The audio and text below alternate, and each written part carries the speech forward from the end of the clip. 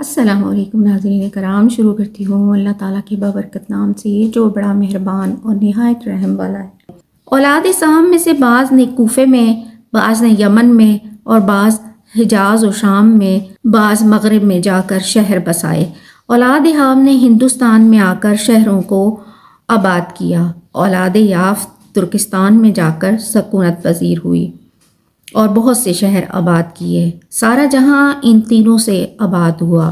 شیطان نے ہندوستان میں آ کر لوگوں کو پرستی کی راہ دکھائی اور ترکستان میں جا کے لوگوں کو بھی بت پرستی سکھائی۔ ملک عرب میں جا کر لوگوں کو گمراہ کیا۔ ایک بادشاہ کا نام اس ملک عرب میں جرہم تھا۔ وہ قد قامت میں 400 گز بلند تھا۔ تمام ملک عرب اس کا مطیع اور فرما بردار۔ بعض نے کہا ہجر موت اسی کا نام تھا۔ اس نے وہاں مکانات، باغات اور نہریں بنائی تھیں اور اس کی قوت و شجاعت میں اس کے برابر ملک عرب میں کوئی ثانی نہ تھا۔ تقریباً 700 برس تک ان میں سے کوئی بھی نہ مرا۔ وہ سب موت کو بھول گئے۔ زمین ان سے آباد ہو گئی اور سب کے سب جاہل تھے۔ کوئی بھی اہل علم نہ تھا۔ تہذیب و تمدن سے بالکل ناآشنا تھے۔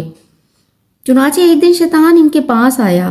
اس نے لوگوں سے کہا تم کس کی پرستش کرتے ہو؟ ان لوگوں نے شیطان سے کہا ہم لوگوں کو کچھ بھی علم نہیں ہے، اس معبود کی پرستش کریں۔ یہ سن کر شیطان نے کہا میں تم کو بتاؤں گا تمہارے باپ دادا کس کی پرستش کرتے تھے۔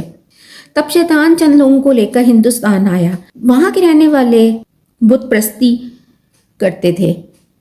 اس نے انہیں اچھی طرح سے بت پرستی کی تلقین کی اور بت پرستی کا عادی بنایا۔ وہ جو شیطان کے ہمراہ ہندوستان آئے تھے وہاں 5 بتوں کو اٹھا کر اپنے گھروں میں لے گئے اور سب کے سب لوگ ان کی پوجا کرنے لگے اور تمام عالم بت پرست بن گیا۔